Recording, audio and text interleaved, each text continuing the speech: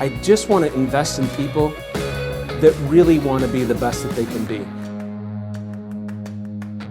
Hello, everyone. It's Todd Scrima and Robyn and Jim, and we are teaching today to our realtors and to our business affiliates, which is hundreds of thousands of you that support Summit Funding. And we're talking about niche marketing. And it's interesting. This was Robyn's idea. I love niche marketing. I think it's a lost art in many ways. So I love the topic. And Robyn, I want you to open us up and then we'll just kind of brainstorm around it. Yeah. This actually came to me by meeting with a group of realtors this week. And I happened to have this really incredible conversation with a gal that is in her second half of life, I'll call it. But she herself has gone through becoming an empty nester and really putting herself more into the circle socially of right-sized buyers. And so I love this. She doesn't call it downsize. She calls it right-size. Oh, I like that. And what she really talked about was this need, right? Anything that we do at the end of the day, things are created based on needs. And so she talked about this need for proper representation and ultimate guidance / emotional support and understanding and opening up conversations with people who might need to right size. And you guys know that there, for the longest time, especially in the eras, probably even prior to ours, people get very attached to their home.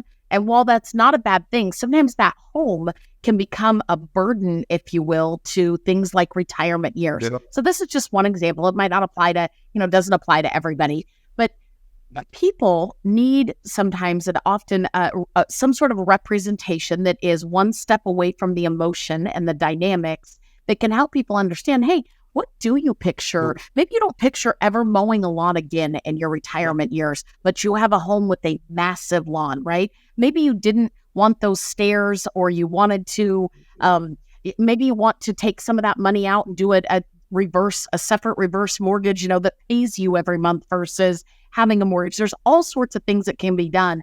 And she said, I just see this community not represented well. And so what she has done is really engage in knocking on doors and in listing and all of these things, niche marketing for right sizing buyers. And she's built a team around her of everything from financial consultants to trusts and honestly wills, attorneys, all different things to help that space. Lord.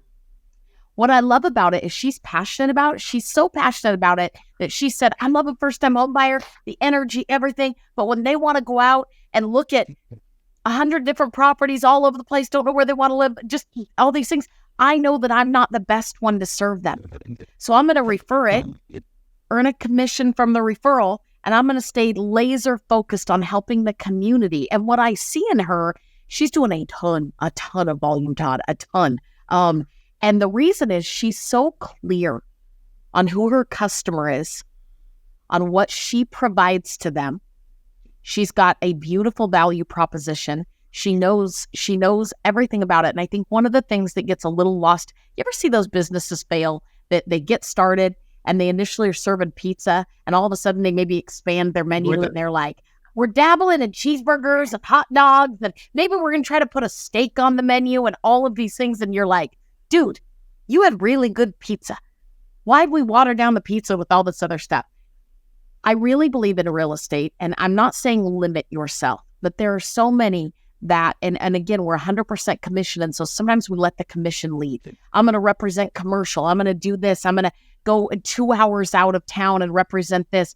And what we don't realize is, hey, get laser focused on who your client is, what brings you the most joy in the real estate that you're selling, and how do I serve that at the highest level by understanding not only who I am and what I represent, but who I want to represent. I want to give some comments and then I want to turn it over to Jim. So when you're doing this, I tell you a few quick hits.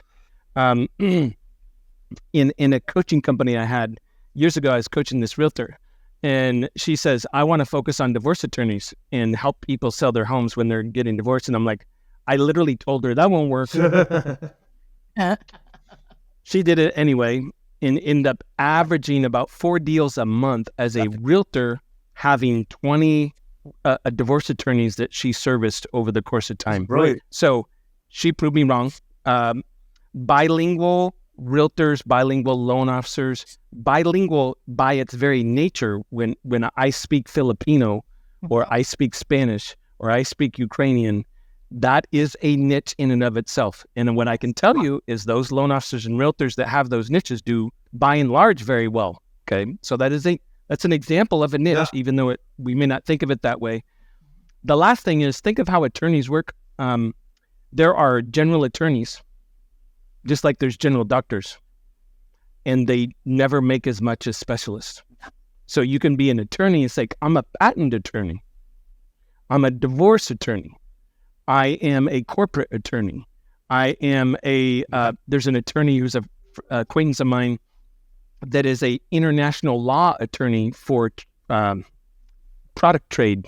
I don't know what you call it, but like that's a niche, right? Yeah. So he has international clients that pay him buku bucks to find out, how to get products from Korea to America and how to do it legally. So those are all examples of specialization. So can I tell you what's going on in my brain? Is the realtors and lenders, this is not specific to realtor, the salesperson will, in the moment, not have enough long-term thinking. In the moment, they'll be all, well, I don't want to limit myself by saying I'm a specialist for this. And they may not say it, but they'll be thinking, well, I'll become a specialist because I don't want to lose the deal. Well, I have it with my loan officer. Listen, a 203K is a tough loan. Unless you're good, they're going to come out hating you, and the realtor won't use you anymore. And that's if you're good. Like, it's not easy. And so that's what was running through my brain. So I just wanted to say it out loud. Listen, if you're listening to this, you can't be all things to all people. Yeah. You can't. But you can be special. And special is attractive, and special you can charge for. Well, you don't want to make it so narrow. So I'll give you an example. Let's say you're in some big city. Let's say that you decide to you love horses and you decide to become a horse property specialist in San Diego. Maybe those two things don't totally align. I don't know San Diego's market by any means, so I'm not pretending, but maybe there's not enough of those necessarily going around, right? A high acreage properties in the heart of San Francisco. Okay, we might be a little bit in trouble with that, right? And so know what your market is and what your passion is, but it doesn't. I've seen people only focus on luxury properties, period, end of story. They have a threshold of what they're willing to represent. People can call that greed. The truth is they are acclimating themselves to something that makes them the absolute professional. And you're exactly right, Todd. Dentists used to do everything. All of a sudden they quit doing root canals. They sent you to a specialist that said, hey, this is probably something that needs somebody that does this every single day. And they're good at it. And so I'm going to give that over and I'm going to get more focused here because you can't be truly good at it. You gotta be an expert. Yeah, Well, like this topic is, you guys are getting me all fired up because I got these loan reps that work for me, right? And they want more training, so I need training on 203K and rehab loans. We gotta have more training because they don't do the loan. Anyway, you're gonna get the training, and then by the time you do the loan, because you're gonna stumble across it, you're not gonna be on purpose. You're gonna forget it, or the rules have changed anyways. So when you pick niches, become an expert. Become an expert because that's attractive and you can charge for it. I had to add something to my previous thought. Is that okay, guys? Yeah. Todd, guess what I look for in a financial planner? Knowing me. Take a wild guess. I'm probably putting on your spot, so you may not get it right. Someone who has results. That is good. That is me.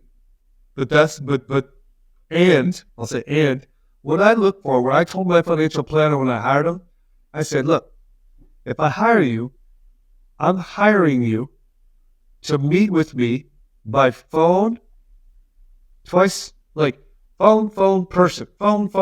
So 4 times a year in person for an hour and a half, and the other times we can do it by phone or video for 20 or 30 minutes. So that's the first thing I'm hiring for you. The second thing is you have to make me do the things I'm supposed to do. Not just refer me to the person, but you got to follow up, and you got to bug me, and you got to yell at me, and you got to tell me I'm not taking care of my kids or whatever you got to do, so I'll do the things I'm supposed to do. That's what I'm hiring you for. Be that as a realtor. Wow. Like, make them do the stuff they're supposed to do. Treat them like they're your little brother or sister. Like, right? Yeah. Yeah, I think the other thing I would add to this conversation is when you talk about specialization, I think a lot of people get the concept, but they don't do it because it takes 2 to 4 or 5 years to actually become a specialist, to actually develop all the marketing, to develop all the contacts. And so what I see a lot of people do is, even if they're passionate about something, they'll try it for a couple months or a couple weeks. But it takes years to specialize. I don't think after I got out of med school and I said, you know what, I'm passionate about knee replacements. You went to med school? And no, I'm making it up.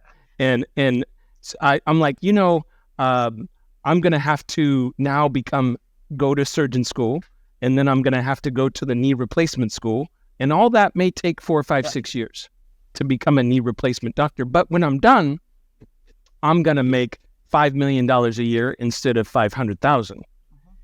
That's the trade-off. And it's very hard for people to make that leap and say, I'm going to specialize this. I'm going all in. And it's going to take several years to learn this specialization. What did USAA do? Specialize in military. Now, are they really any different than anybody else that can do a VA loan? No. Ready. But they got really nichey. Now, do they do conventional loans? Yes. Do they do FHA? Yeah. Yeah. They do some things, but they're really, really set in the VA world. There's some that only do VA, period. That's all they do. They only do VA loans at their shops, right? So they've chosen, and it's tunnel vision, and that's all they have built around. I think that the risk of all of it is that as you're getting started, you immediately start to compromise based on this, right? Yep. You immediately start to compromise. And what I see in real estate is, again, when people go 2 hours away, out of market, all these things, if you really look at who's doing the majority of the business very successfully, they generally have much more tunnel vision, right? They know their boundaries, they know where they're going to be, they know what their ultimate niche is, and they don't veer very far away from where their sweet spots are. And that is so incredibly important. People think, oh, well, it's a big sale, so I'm going to go 2 hours away. Yeah, but what you're not realizing is that 2 hours, you could be working within your niche and promoting your niche and finding more clientele within your niche versus chasing that paycheck. So if you choose a niche, stick with it. There will be a tipping point where you become the person in that space, and that business will be really, really beautiful. Yeah. Yep. I agree. Maybe we just roundtable some quick topics for niches, and then maybe that can be. Yeah, that's first of all, I have seen people do the horse property thing. Yep. I've seen people do luxury real estate. We all know a good friend of ours in Florida that made her whole career on multi-million-dollar properties with rich people. Did a beautiful job of doing that. So those are two for realtors that to me are very obvious. I've seen insurance people do it at a very high level. So a lot of people, we may not know insurance as well as insurance people do, but there are people that just specialize in commercial equipment, as an example. So, Robyn, give us a couple, Yeah, condos, flip houses. I mean, I literally can almost throw a rock to the University of Oregon from where I'm sitting. You could literally be a college town specialist, if you will, in terms of investment properties. And, maybe you're in Arizona. What's a great one for a long time? What's a great niche representative? Airbnbs, right? I mean, Airbnb. It's a beautiful market for those things. So, Jimmy, I'm sure you've got some to add.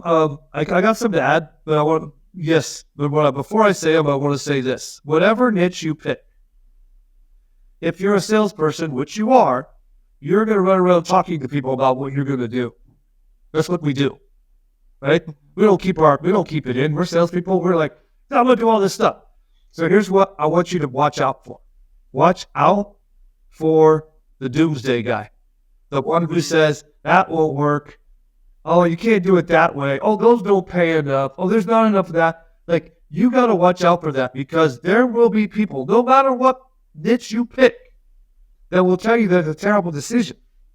And all they're doing, it took me a long time to learn this, all they're doing is telling you their own fears.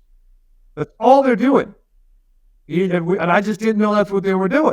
So I took it personal. I thought they didn't like me, which made it harder for me to go sell anyway. Like, no, I just saved you lots and lots of money in therapy. Lots. So that kind of was happening at that time. So like a good niche is investment property. You're a really good investment property. A good niche is right sizing. Older people, like, you could be a right size niche. Older families going smaller, newer families getting bigger. That's both right sizing. Like, there's a lot of ways to do it, and pick one and stick to it. That'll make you different. Just by that. Yes, long term. Okay. Long term. Robyn, I thought it was a great topic. I think it's good for any salesperson, any company to listen to this. It does have to do with marketing and branding. It does take a long time, but I think the rewards, what I find with people, the rewards are tremendous. So don't be afraid to specialize is what we're saying. Think about a niche, go all in and do it big, and it's going to take a while, so don't get frustrated, okay? We can help in the summit world in any way, shape, or form. We've got a lot of business coaching that we do to make sure that you, the realtor, grow, right? That's what we do. That's what we want to be as a partner. We have niche loan officers at our company. So in other words, let's say you're my realtor, you're selling business to me, and you send me one of those 203Ks. We have people who just do 203Ks that'll help us with that loan. I would still be involved in doing the updates, but the technical knowledge that I don't have, that I'm just not great at, we do that. Reverse mortgages, we do that. We do that. And construction loans, we do that. So we're practicing what we preach. That's all I got. Yep. Yes. Very good. Keep sending us referrals. We love you. Thank you for helping us build a great company. And any way that we can help you, let's keep it going. Thank you guys very much. Have a great month. Bye. Bye, guys.